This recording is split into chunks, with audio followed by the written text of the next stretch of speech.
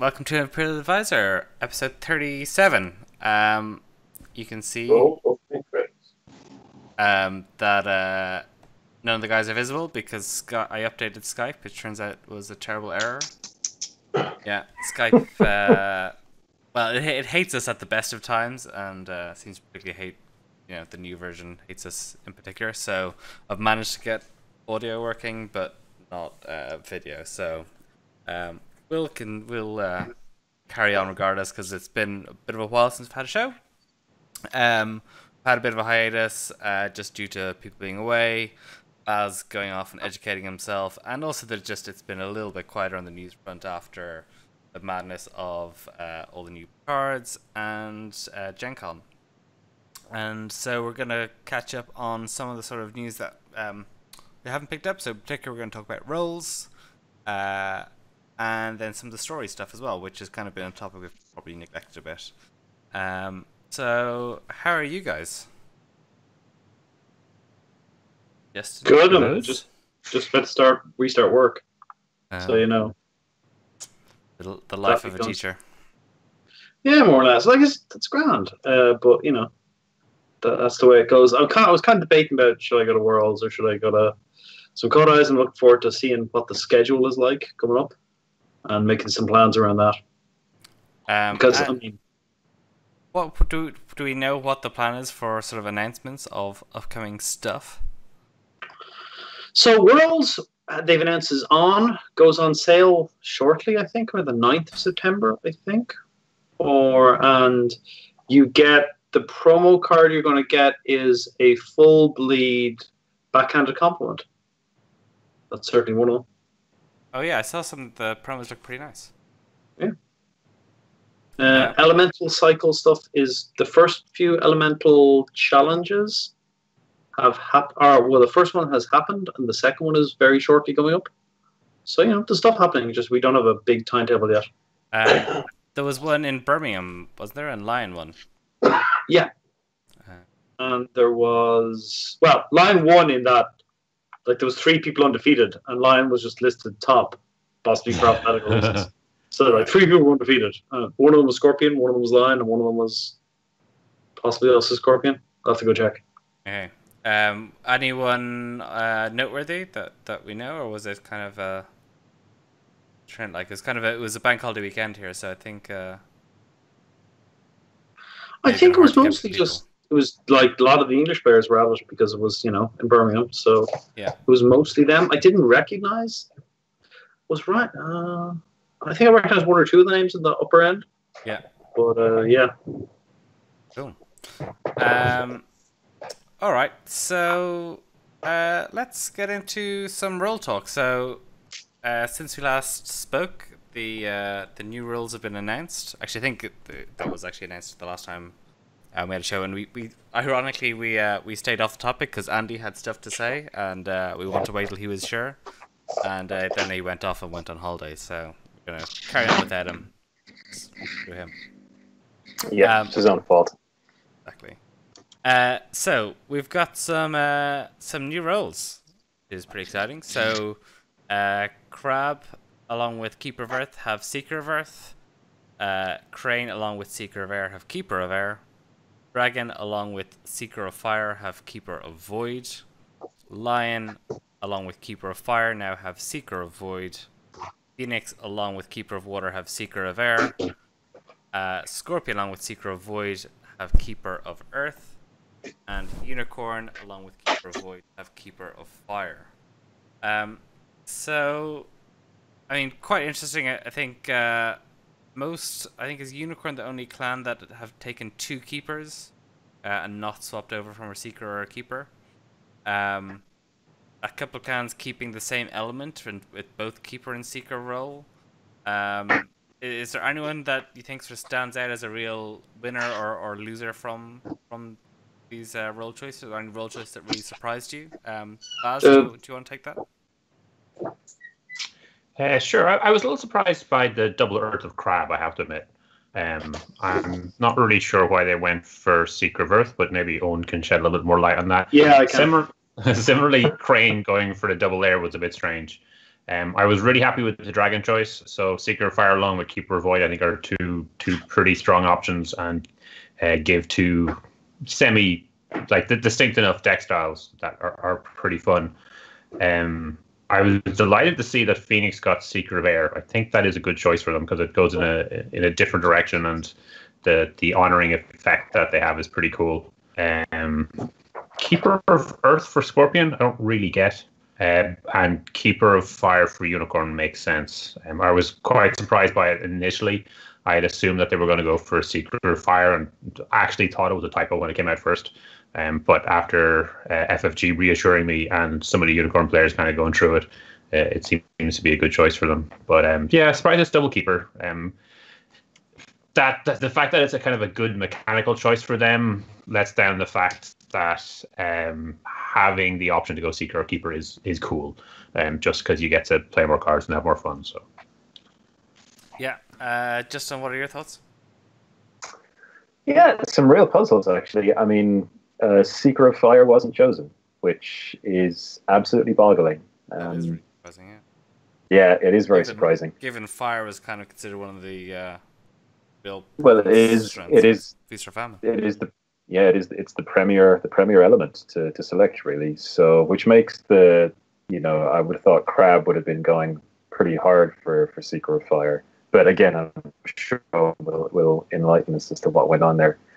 Scorpion taking Keeper of Earth does actually kind of make some sense. A Keeper role for a bit of variety, and Earth to open up the Shinobi card, so that the Shinobi deck will actually be able to function when the Scorpion pack releases. So it's a choice that doesn't make a huge amount of sense independent of the Shinobi card, but taking it into account, it does. Yeah, Crane and Crab going for the same element kind of makes sense for Crane, I think. They have some powerful cards in the air element, so keeping hold of those is probably fine. And yeah, it just gives them a slight variant on the decks they're building already. Crab, I don't know. Seeker of Earth does not look like a good choice. And Seeker's obviously good because it allows aggressive Crab decks to play Pathfinder's Blade. But Seeker of Earth, bit of a puzzle. Keeper of Void, very good for Dragon. Seeker of Void, very good for Lion. Seeker of Air, fine for Phoenix. Yeah, a Seeker role is nice, but honestly, I think there's so much support in place for Phoenix's current deck, the Keeper of Water deck, and that deck is so strong that I spent quite a bit of time building Seeker of Air decks and trying to find something truly competitive, but I really couldn't. So I don't know. Again, maybe that's something that will improve in the future. And Unicorn going Keeper of Fire, yeah, again makes quite a lot of sense. Fire is incredibly powerful, obviously Feast or Famine, and a Keeper role, maybe a Seeker would have been nicer, just for a bit of variety. In fact, it probably would have been, but with the way the voting was kind of semi-hidden, it's kind of hard to know if you're voting yourself into something great or voting yourself into a problem. So I think they just went for Keeper. But yeah, overall, the new roles are definitely going to shake things up for a few clans. Some other clans are going to stay more or less the same. But yeah, it's okay for at least there's a bit more variety. Players have a bit more choice now. Mm-hmm. Yeah, and Owen, thoughts on a few people still at the Crab choice?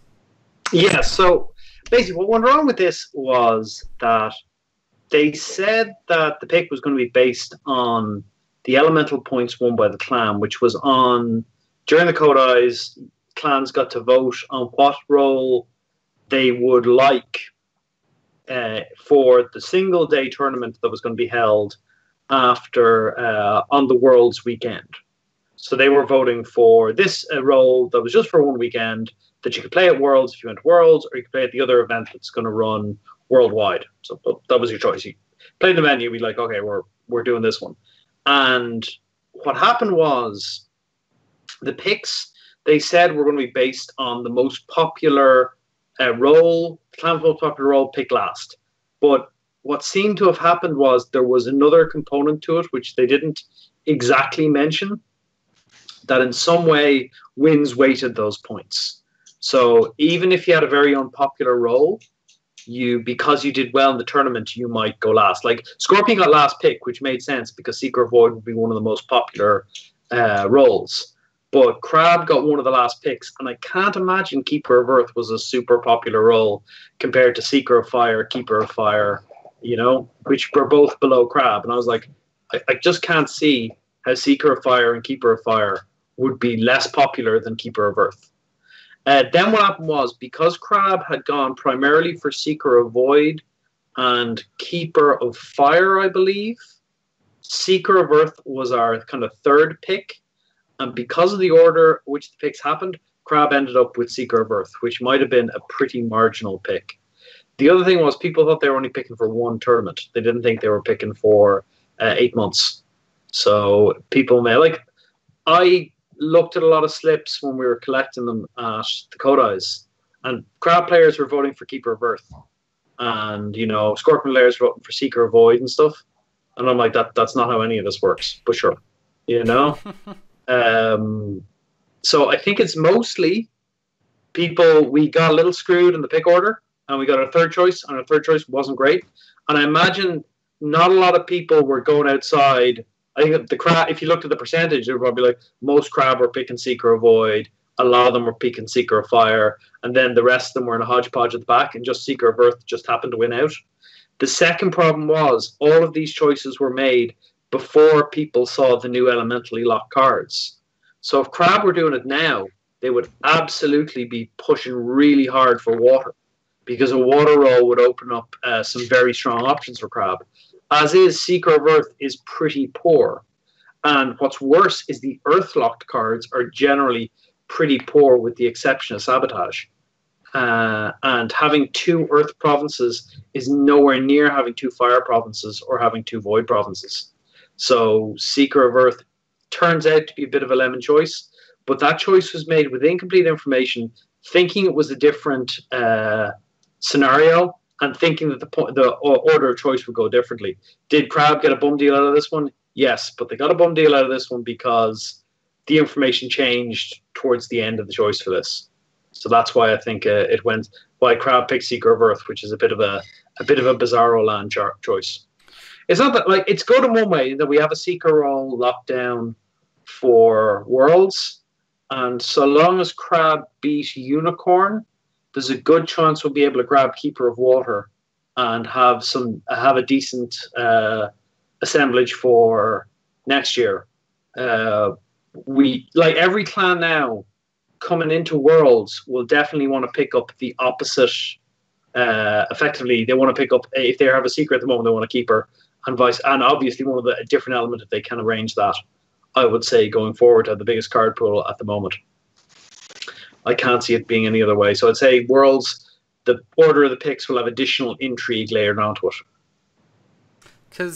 So Baz, I know before we saw this was like when we were picking, a little bit less than a year ago, Worlds, people were again picking kind of in the dark, and one of the sort of minor controversies was that there was a lot of the elemental provinces were leaked just before Worlds. Which and some of the key cards, like I remember Backhanded Compliment, which led to obviously a lot of intense discussion among Scorpion players about was choosing a Seeker role hamstringing the clan, etc. Which clearly it did, as results proved. But do you think it's a better way that we can have where, obviously the synchronization of when people are making this choice and when cards are coming out are always going to be not perfectly aligned? Yeah, it's an interesting one. The kind of bigger issue for me, I think, is that I don't think the pick that you were going to have at Worlds is actually as relevant as it has been before. You have still some difficulties with kind of people picking the different levels. So, there's still going to be conflicts. Not every clan's going to get what they want, except for maybe the first 2 or 3. But once you kick in like 3 months after that, every clan gets what they want. And then 3 months after that, they get what they want again. So the Worlds, weirdly enough, is the artificially limited version. Whereas the later events where players will be getting to vote when they do well in one of the elemental events, those ones are going to give the clans the roles that they're really interested in. We also have that kind of lull that normally happens after Worlds. And I think, while I'd say it's a bit of a lull for me in L4 at the moment because, Worlds is a big tournament, but I'm not attending, so I don't need to practice and put in the work.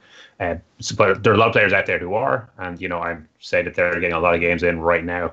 But after Worlds is done, there tends to be a little bit of a lull while people settle. The next big tournaments aren't for a while, so there's not as much focus. And there's going to be 6 months in which the Worlds pick is the relevant one, and then it's going to be gone. So part of having that pick was part of the kind of prestige and to hype it up. And as you say, the Scorpion one chosen by Mark was a pretty controversial one. Did generate a lot of buzz, which was cool. A lot of angst, which was less cool, but there you go. And the people who walked away with those stone tablets that go along with the role choices, they got a really awesome memento. And anytime you saw one of those pulled out, you knew you were kind of facing up against someone who was super serious. But yeah, I think that's going to go away.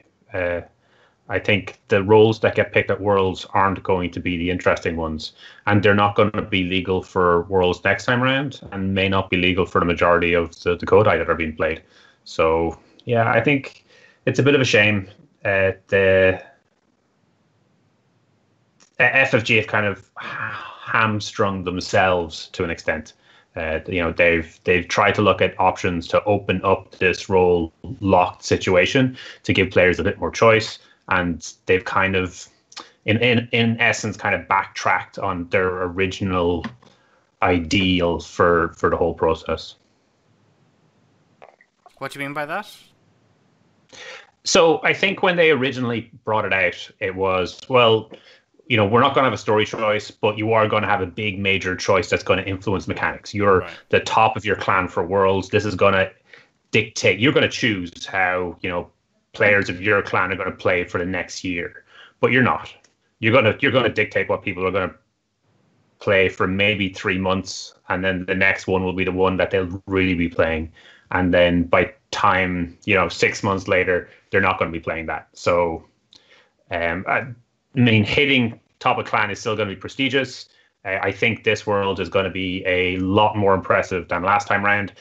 Last time, obviously, was the first one, so FFG were putting a lot more effort in. But I think this time round, players have really got a grasp of the game, a better feel, and kind of know what they're doing compared to last year, where, looking back, a lot of the decks that were kind of top decks, you could definitely fine-tune them now, and the play approaches that were being made, you could offer suggestions on how to up that game.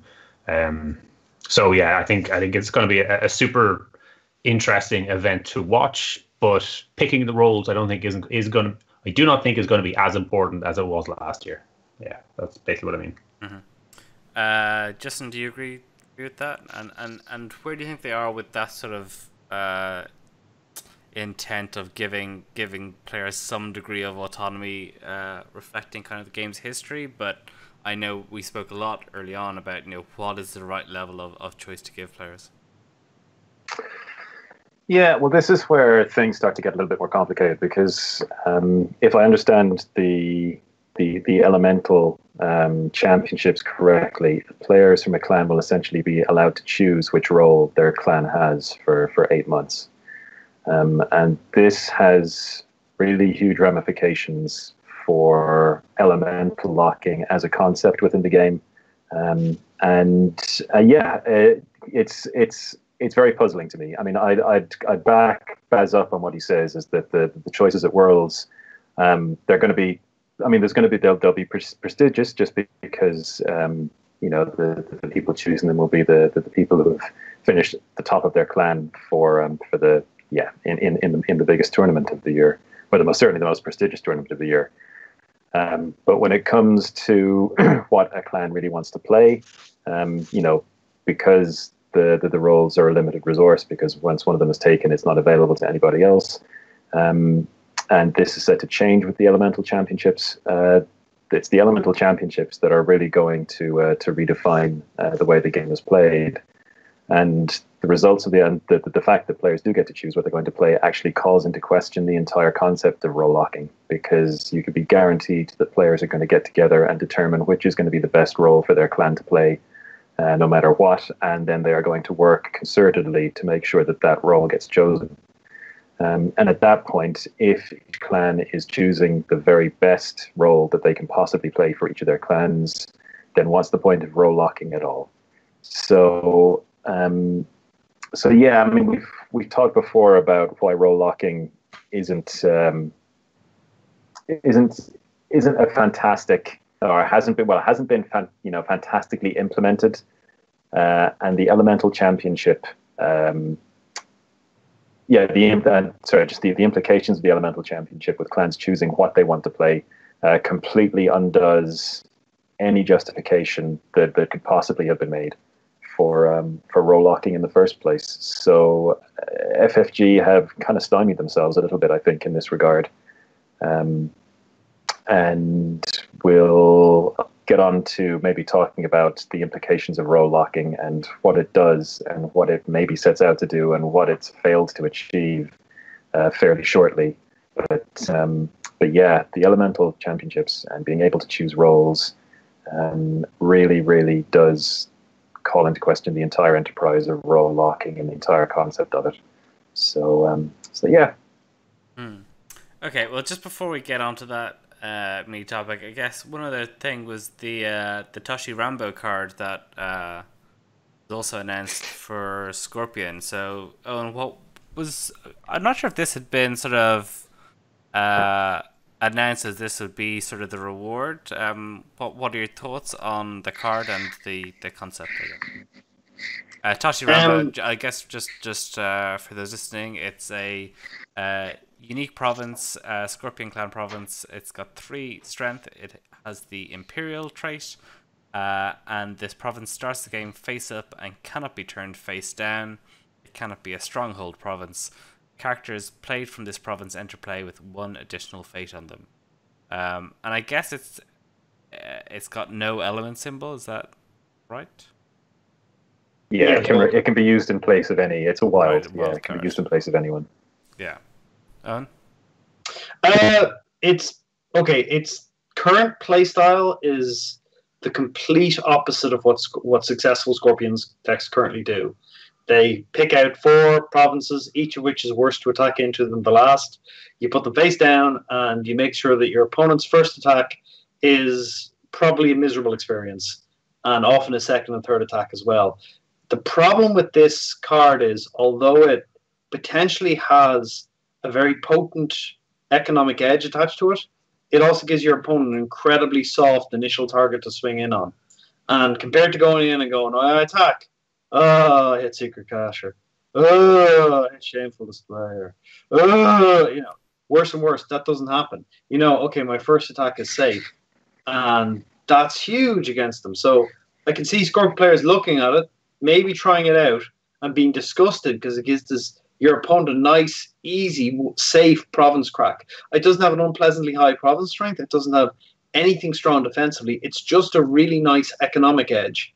And I think the surprise that it gives up is, at the moment, I don't think it's going to see any play. Now, down the road, if we get more cards like Pathfinder's Blade that neutralize powerful reveal effects from provinces or powerful actions in provinces or whatever, or you get a bunch of provinces like this which give you a production edge but don't have a nasty surprise attached to them, yeah, maybe this card will get revisited. But at the moment, I think it just doesn't fit in what they're currently doing. And maybe some other clans, I mean, Crab, if they had it, they might consider it. It plays a little more into their strengths. But Scorpion, I mean, it's not what they're doing at all at the moment. It would require them to completely change what they're doing. At the moment, they're winning. So, doesn't seem like a good idea to change tactics. Baz, any other thoughts on the card? Let me just start by thanking Justin for correcting me. I kept saying 3 month cycle, but it's every 4 months.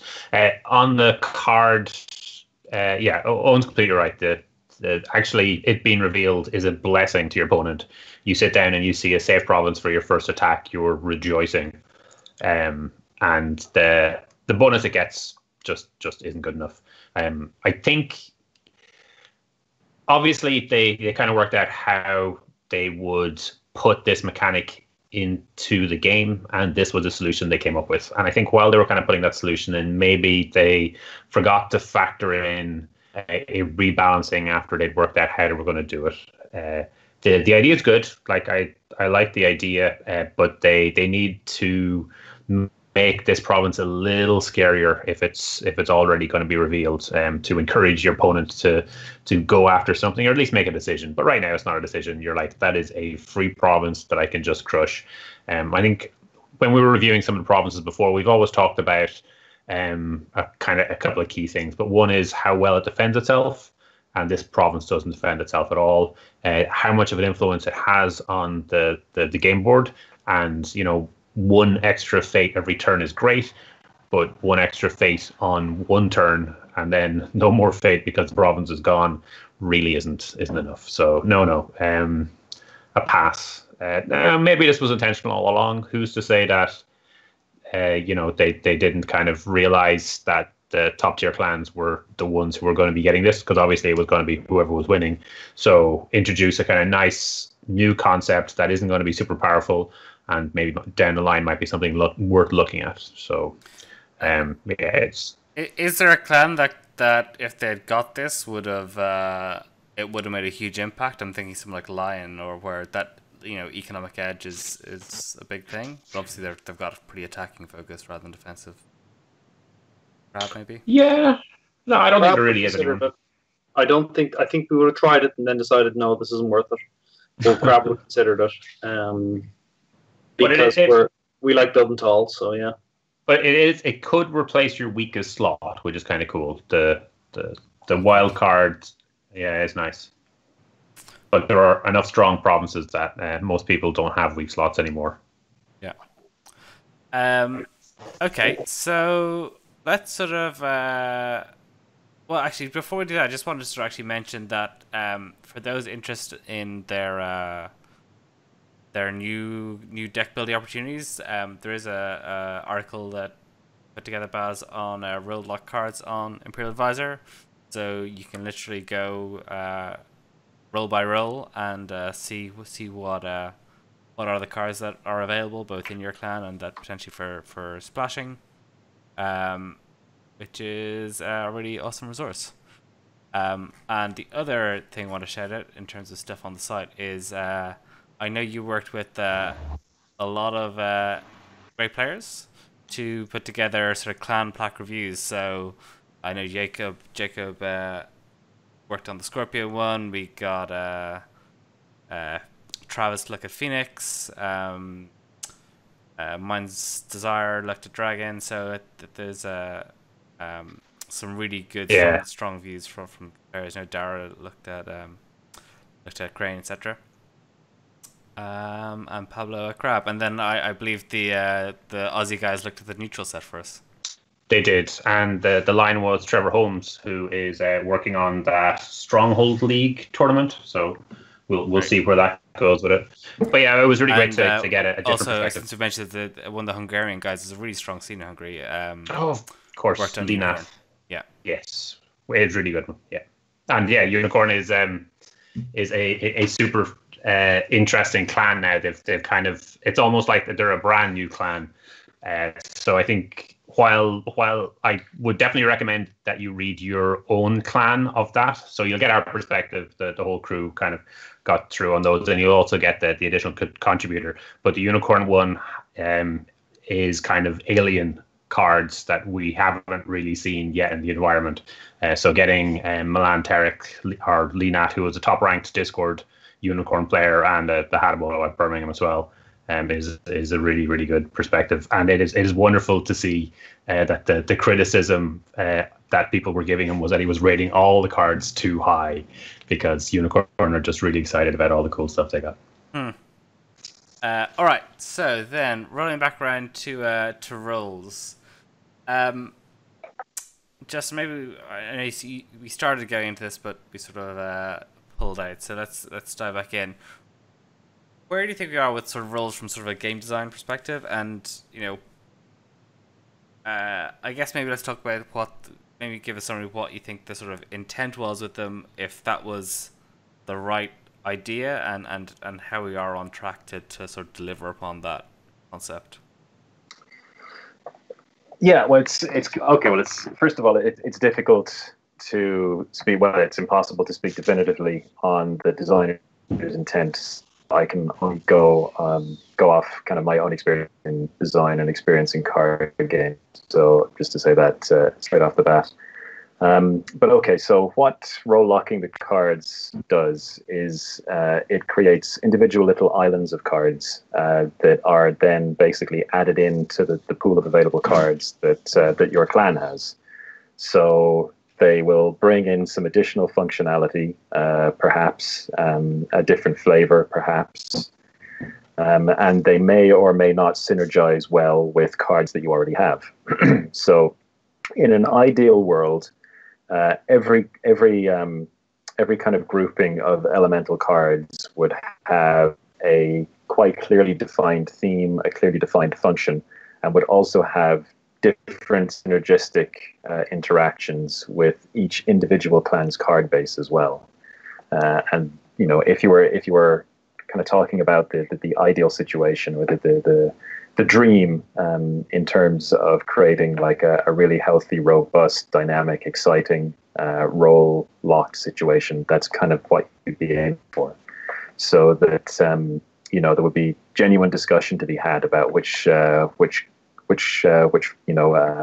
elemental roles were better for a clan, different interactions, analyzing an environment, because depending on where those elements go in different clans, it changes how those clans approach the game and how they play, and that would be the dream. Now, where we are is not quite as well realized as that. So we have some fairly severe imbalances between the various card selections, between the cards that are available to various clans. Like on the one hand, you have absolute powerhouses like Fire, who are powerhouses on the basis of a single card, which is Feast or Famine. On the other hand, you have cards like you have Water, which, for example, up until so far has been really, really poor. Although maybe Void might even be like, ignoring Seeker or Void for a moment and ignoring the provinces, but just taking a look at the role locked cards, like there's a lot of the Void cards aren't particularly wonderful either. So, moreover, we don't actually have much in the way of a defined identity or mechanical focus for each of the elements. We haven't. I mean, there's a little bit. There is definitely a little bit there, but when you take a look at the cards in total, when you take a look at, for example, all the Earth cards, like there's not really a unifying theme there. There's nothing you can say that this will significantly alter the way my deck plays, or this changes the flavor of my deck or how I approach the game. So yeah, I mean, they're just So we're lacking both a thematic and a mechanical focus within each of the elements. And this is compounded by the fact that, like I said, there are wild disparities in the power of the cards available. Now, that's been improving, and certainly it has improved over the course of the elemental cycle. Certain elements have been receiving better cards now. And perhaps, in a couple of years' time, hit a situation where each element will have a sufficient number of good cards within it that that picking a role will be a matter of preference and flavor, as opposed to some roles or some elements clearly being better than others. Okay, so that's kind of one area. So The next complication that FFG added in was by clan locking and role locking specific cards, as in they have role locked cards within specific clans, which then makes those cards even harder to access for other clans, because now you are committing your splash as well as being required to have a specific element and seek a role to access certain cards. So again, if you were in a situation where there were very, very clear, or there was a very, very clear mechanical purpose as to why this was being done, you can think of it, or you could think of it potentially in terms of a tier system where you would have easily accessible cards being kind of maybe the lowest power cards for that element. And as the cards become more restrictive in how you access them, they become more and more powerful until you have something like a Crab Clan Keeper Earth only card, which should be, for example, an absolute pinnacle card that should be like an ultimate for that specific combination of roles and elements. So that you have something that is absolutely defining, and potentially a deck defining card, because it is so restricted. But again, we don't actually see this at the moment. We have some genuinely, terrible cards that are kind of hovering around in there. There's things like specialized defenses. It's cards like this are genuinely mind-boggling. Like they're poor in and of themselves, and they're highly restricted. So it's a really big waste of design space it's just being squandered at the moment. So anyway, I've been kind of talking for a bit now, but so just kind of to summarize, elementally locked cards are they're like little islands or little pools of cards that can be added into a clan's bunch of cards. They should bring a mechanical focus, but currently that's somewhat lacking. And the more restricted the cards are in terms of the degree of locking, like locked by clan, locked by role, locked by element, the more powerful and defining those cards should be, because they represent an increasing commitment to how you build your deck. And again, we're not seeing that either. So at the moment, I would have to say that the clan locking system hasn't been fully realized, at least in the way that I would realize it. And I think that's definitely something that FF could be working on. And on top of that, just to close, that then opens up the entire meta discussion about choosing roles, how clans choose roles, why clans choose roles, and the implications that has for the concept of the system as a whole. That, as I said before, the Elemental Championships have a really, really profound impact and make a profound comment on the state of role locking, clan locking, element locking in the game. And it's something that certainly warrants further discussion among the FFG designers. So there we go.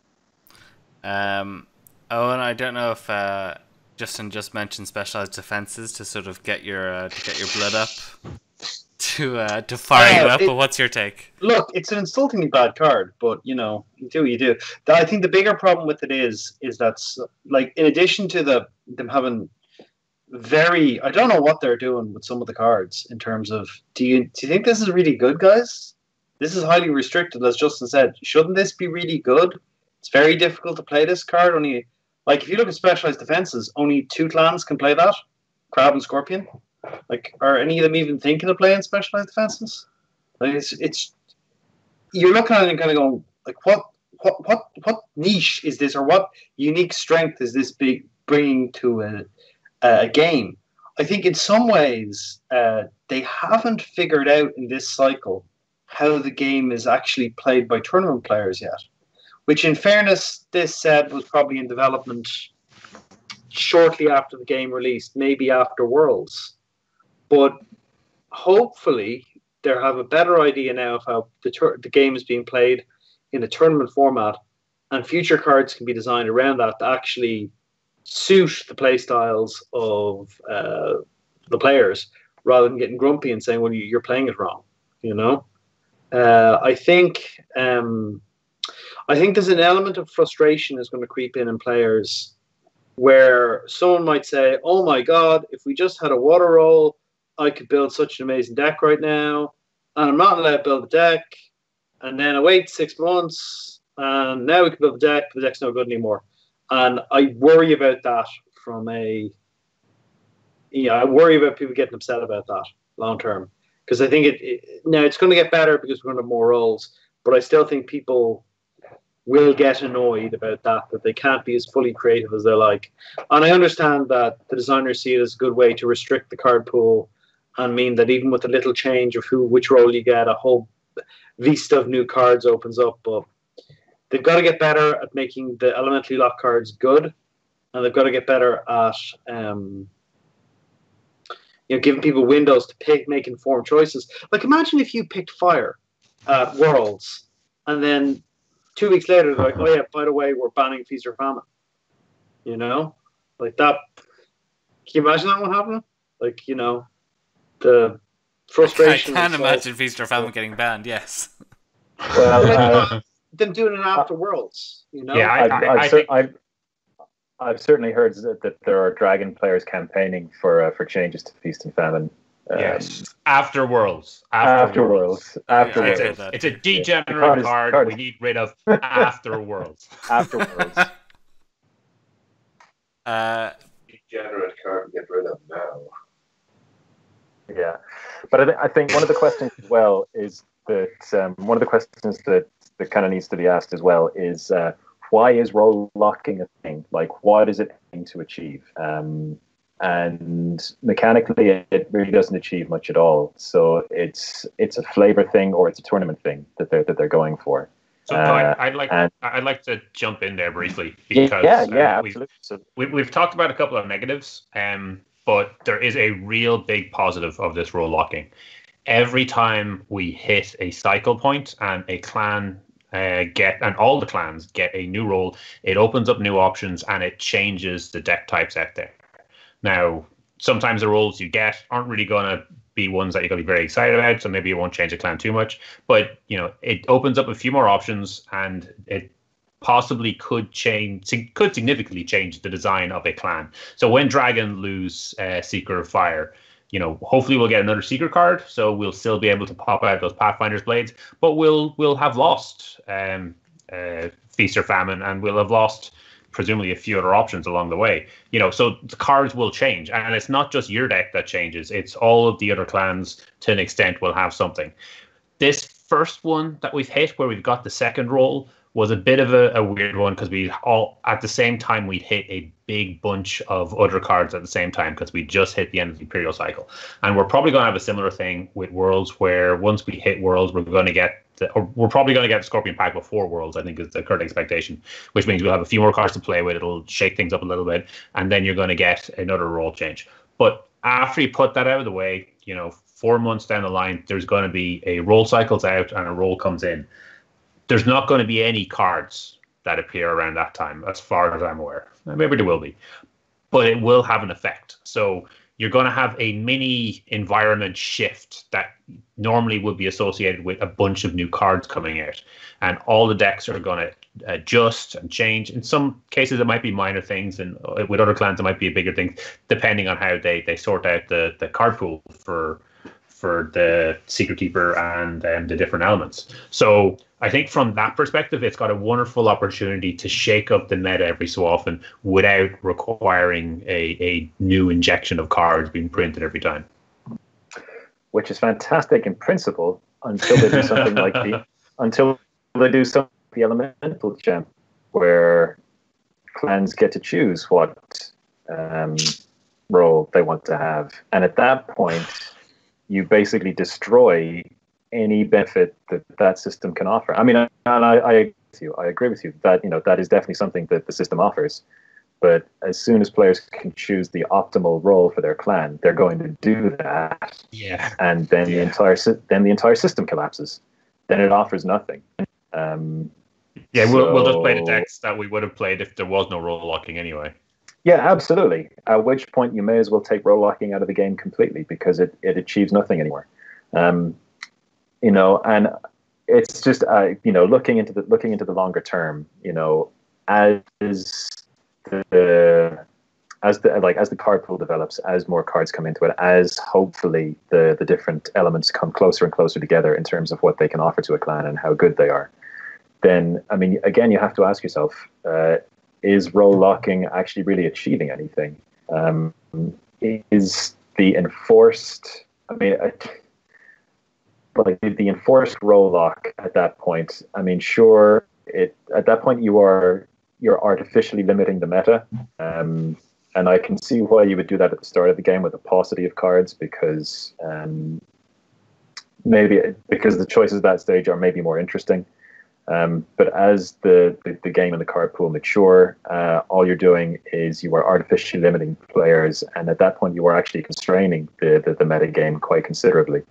At a certain point, like when the card base is small and there are clearly optimal choices, then everyone would immediately go straight for like Seeker of Void or Seeker of Fire or Keeper of Fire, and that's all that the clans would play. Like if you're in a situation where the card pool is mature and you have lots of different options and lots of viable options, then role locking really doesn't make sense anymore because at that point all you're doing is you are actually restricting what players can do. What they can do, what they can design, how they can react, and how the metagame can develop. So in the long term, I'm not sure what purpose role locking serves whatsoever. So I mean, I'm curious to see what way FFG go with this, but it hasn't been handled particularly well up to this point. And it's more than possible that they could design cards and design organized play systems that would really reward, reinforce, and encourage, role locking as a meaningful part of the game. But at the moment, I have to say I think they're falling short in all three areas.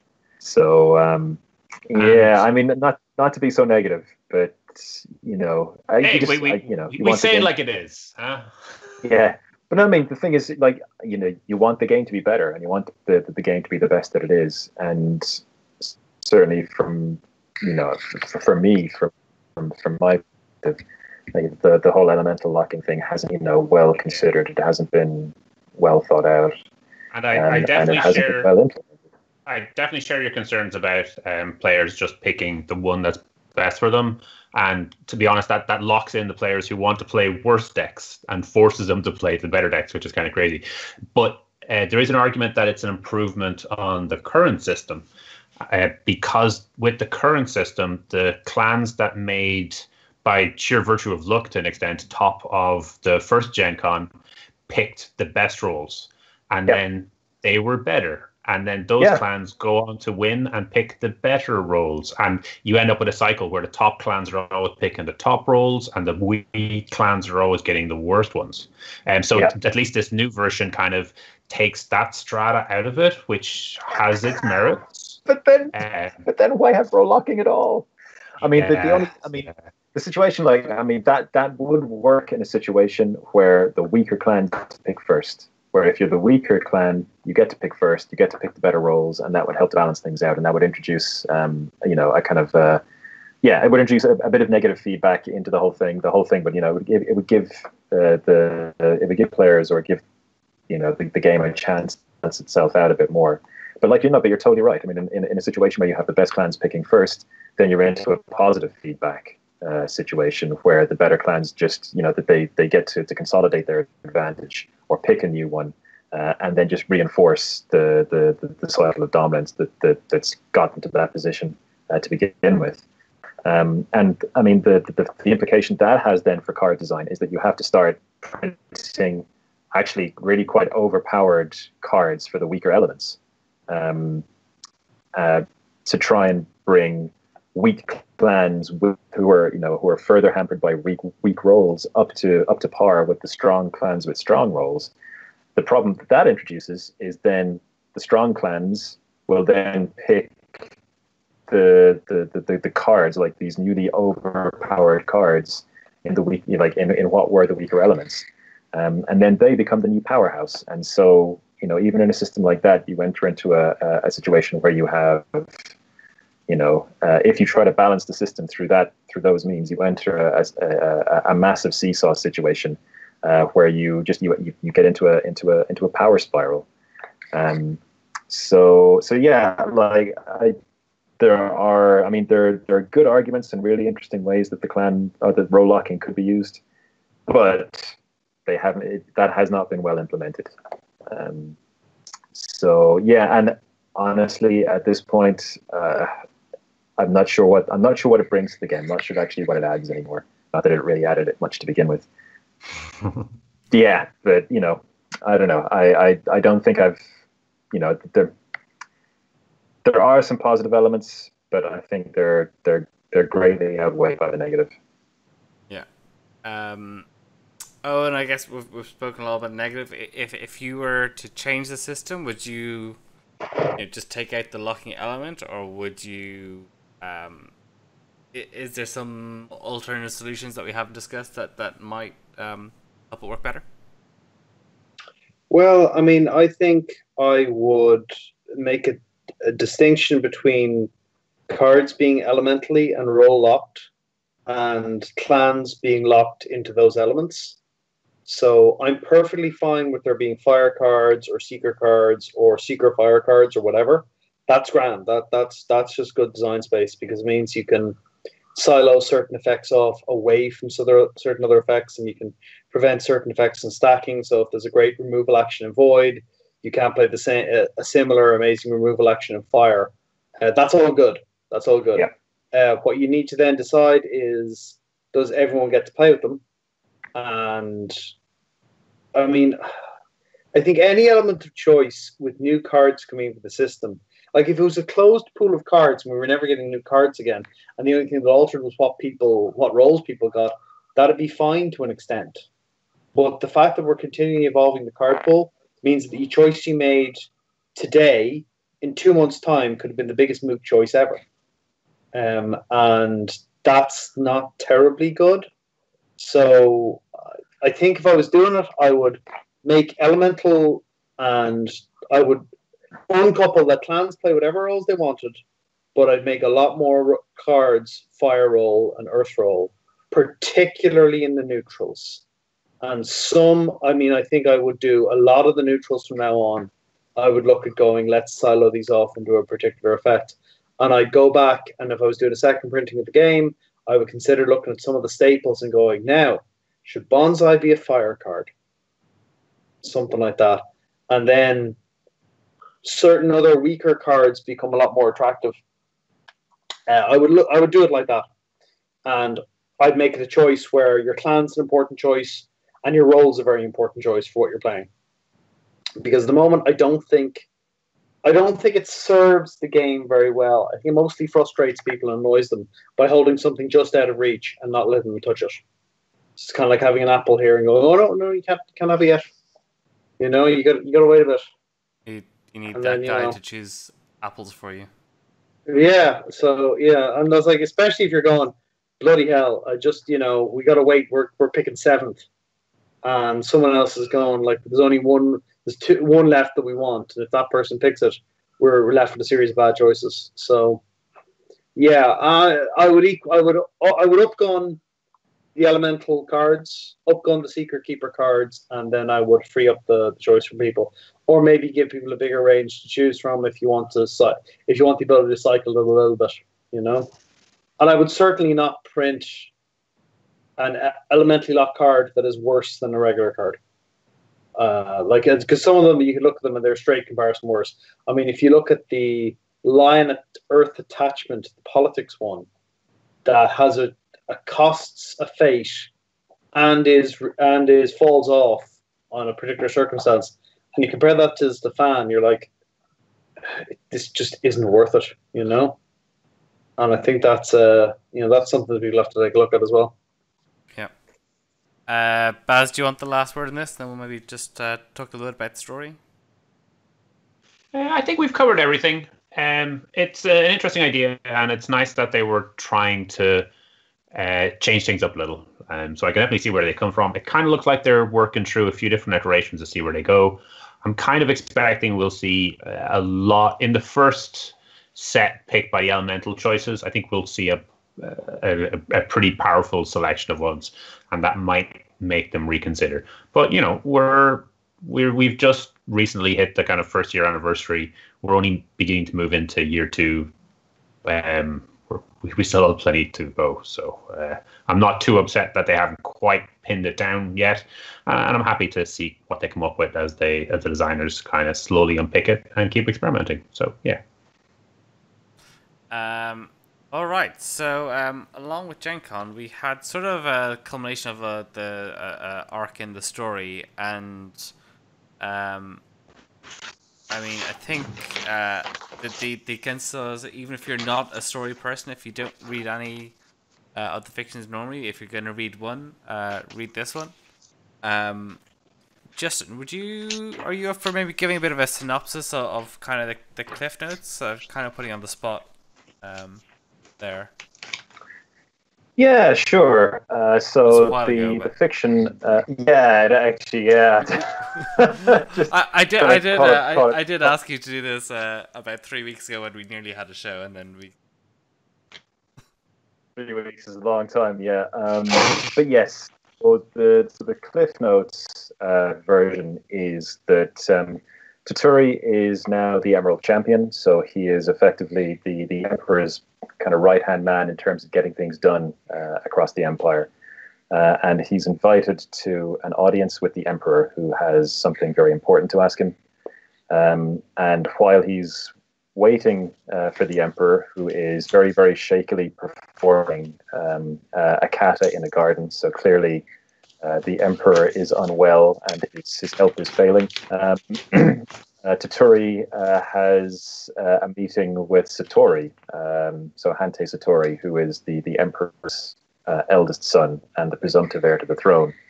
And Satori comes across as a callous, cruel, unpleasant, shallow, just deeply unlikable, a cruel individual. And later, when Toturi and the Emperor speak, the Emperor, makes note of this as well. He even speaks of his son in terms of a puppy, becoming a possible tyrant. So, what the Emperor is there to ask of Toturi is for Toturi to pen a missive to the Empire, in which the Emperor names his second son, Hante Daisetsu, as the heir to the throne. So this is a huge break with standard protocol. Eldest son would be the one who inherits. So what the Emperor is effectively asking Toturi to do is to be the messenger in terms of penning and delivering a message that has the potential to split the Empire in two and create a civil war. So, I mean, that's the very broad outline. So as I said, Satori is talked about as having a darkness in his soul, potentially being a cruel and appalling leader. However, if you go back to the old Five Rings story, then the second son, Daisetsu, eventually becomes Daigatsu in the old story, who is the head of the Spider Clan, basically the main bad guy in the old Five Rings storyline. So so there's quite a juicy choice here. You've got either Hante the 16th, who was the worst tyrant in Rokugan's history on one hand, and possibly Daigatsu on the other hand, as the two heirs for the Empire. On top of which you have Toturi as the Lion Clan champion, being put in a position where he is forced effectively to side with Daisetsu, insofar as he will immediately make an enemy of Satori once the missive is announced. And there are heavy implications that the Scorpion Clan are maneuvering this situation behind the scenes, and that it's Kachiko more than Shoju who might be behind. So, yeah, it's a really juicy story about Toturi being put in an impossible position, There is a direct mention of Kachiko being driven by ambition. They don't mention the blood sword specifically, but they specifically mention the word ambition. That word is almost keynoted in the phrase. To add yes, context about that for people who don't know the old story? Yeah, indeed. So in Old Five Rings, there were 4 cursed swords called the Blood Swords, who each embodied a different kind of fatal flaw, if you will. So one of those was ambition. So ambition drove its wielder to achieve greatness at whatever cost. So there was speculation that, so again, in the Old Five Rings story as well, Shoju wielded ambition, or Shoju had ambition, and that's what drove him.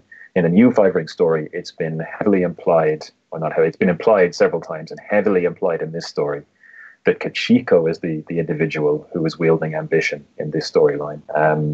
And ambition, because it is a magical sword, it is a cursed sword. Ambition is invisible to anyone who did to everybody who doesn't wield it. So Kachiko, if she was wielding ambition, could see it. So we have the Scorpion clan maneuvering the Lion clan. The Lion clan are going to war with the Unicorn clan. Toturi is being put in a position where he is going to be forced to be on one side of a potential civil war within the Empire. And the Emperor his health is failing quickly. There is an implication he's being poisoned. It's a hotbed of intrigue. So there's an awful lot going on in that story, and it achieves and tells a lot in its length. And I'd really recommend giving it a read. Owen, Baz, any sort of other views on the story? What did you guys take from it? I think it was excellent. I really thought Dave did an amazing job on that story. And what I think was so good about it is that for a new player, it's very compelling. For a more established player who remembers the original storyline, there's a lot of meat in there about which ways it could go. It's like a good Elseworlds or What If story, where it's like, oh, this is very interesting the way this could go. Like, personally, my theory about how it might go down is that Satori finds out about this will, and just before or just after his father dies, he hires or gets some dodgy characters, probably blood speakers, to kidnap Shahai and Daisetsu and kill them. Well, they won't kill them, but they'll kidnap them, take them out of play. And Shoju then will be outraged at the way his friend's will is being disregarded and kind of taken out by a stripling of a boy and kill him, or attempt to kill him, attempt to dispose of him, and take his place as emperor, because he said, well, that's what my friend wanted, because the emperor, in addition to being the emperor, was my friend, and that's what he wanted to happen. And then Shuri's put in a position where he's got to fight, kill Shoju. So it gives Shoju a much more sympathetic reason for doing what he's doing, as opposed to the original reason, which was sympathetic, but it was a lot more kind of a mystical threat, which this is a much more personal threat and a much more personal conflict potentially. So that was an excellent story. That was a really, really good. I think it was one of the best of the Elf War stories in the way that melded the old and the new together.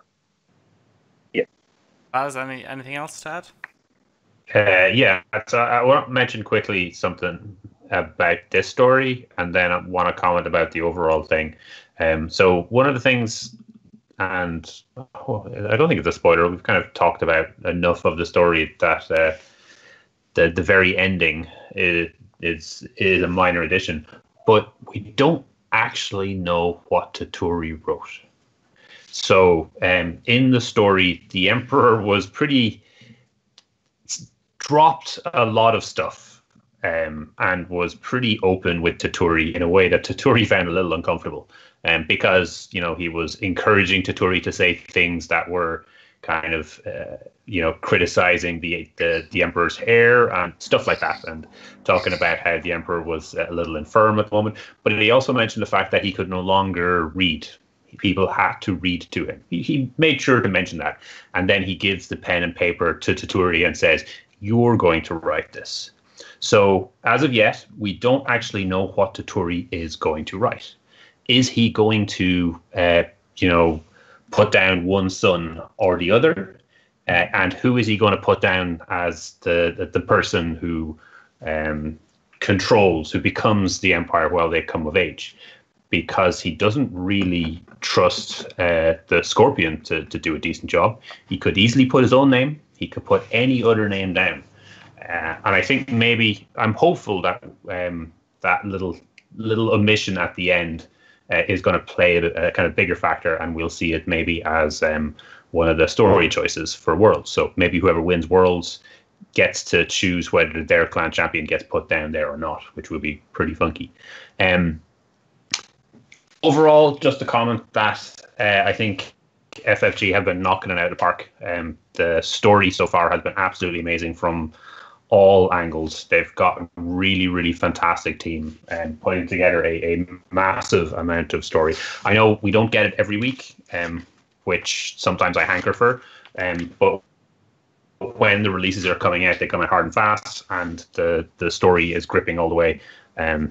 So I love what they're doing, and I love that they're kind of slowly rolling us into the bigger plays. So we kind of get the impression that there's a clan coup coming up, but they're teasing us into us. They're not, immediately jumping the shark, as it were, straight away. They're kind of playing with the material and going in for a little bit more detail, and I'm enjoying that a lot. I know, obviously, this is a property that FFG have completely outright. And I think they're doing a really, really fantastic job of developing it. I think the games that they're bringing out, the RPG beginners box set was absolutely fantastic. And I'm looking forward to when the actual rulebook comes out. The stuff that they're pushing out, like we've talked before, how this is a lifestyle game. And I'm very happy that they are maintaining all elements of it rather than just a card game. So kudos. Cool.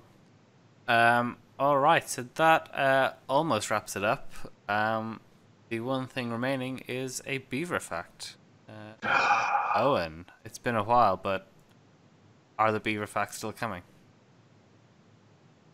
Oh, and we should call out that beaver video we were sent. Oh, yeah, someone sent us a beaver video on Facebook. Which we can't show because... Hang on. Owen's muted.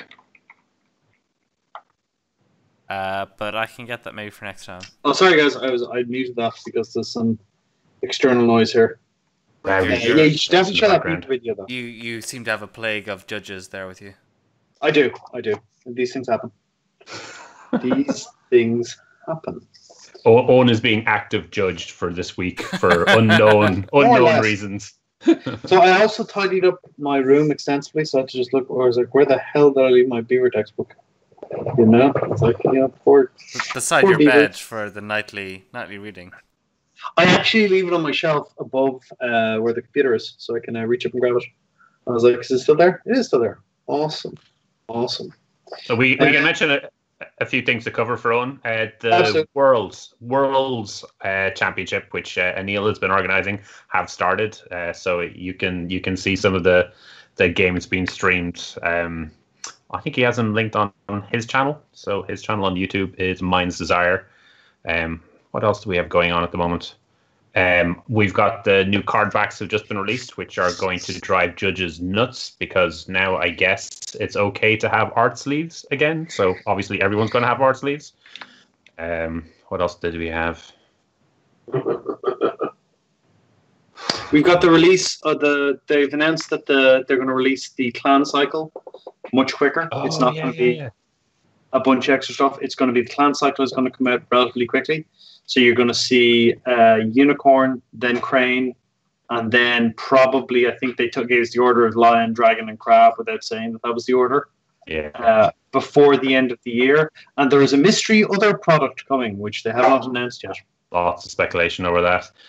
I can see, just looking through the Facebook group, that Madrid had a 45-player tournament just on one of the weekends because that's what they do apparently. Yeah, those crazy Spaniards with their LTC. Absolutely.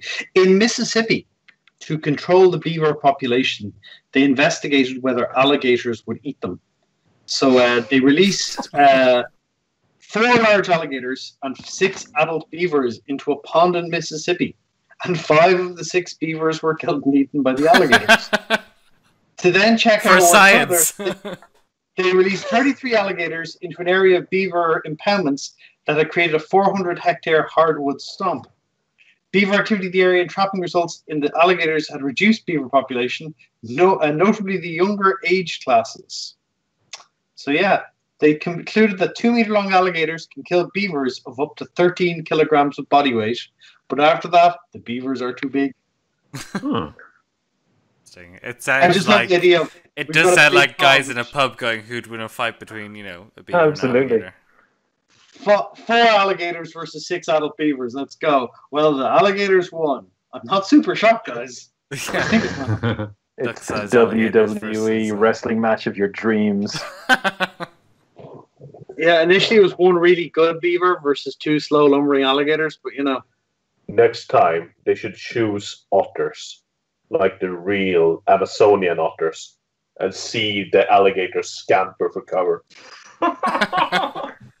They like they have little pet rocks, don't they, otters? They often do, yeah. Hold them. They also hold hands. Yeah. So is that our next transformation? Otter facts. Look, I'll eventually run out of beaver facts. Eventually run out of beaver textbooks, and then we're in trouble. Yeah. But, Yeah, indeed. We're still good for the time being. Yeah. Thanks, guys. At that time, it's PhD time. Yeah. It's the only choice. That is not the reason I'm doing a PhD. You need to contribute a novel knowledge field of beaver research. All right. Thanks, guys. Thanks to all the guys in chat. Thanks for Owen for taking the time, despite having guests staying with him to do the show. We'll be back in potentially a couple of weeks, depending on schedules and stuff. We did have a pretty intense 6 packs in 6 weeks, so yeah, it was not unwelcome to sort of just ease up for a bit. So yeah, we'll be back soon. And yeah, I think that's it. Right, thanks. Bye. Bye. Take it easy, everybody. Bye.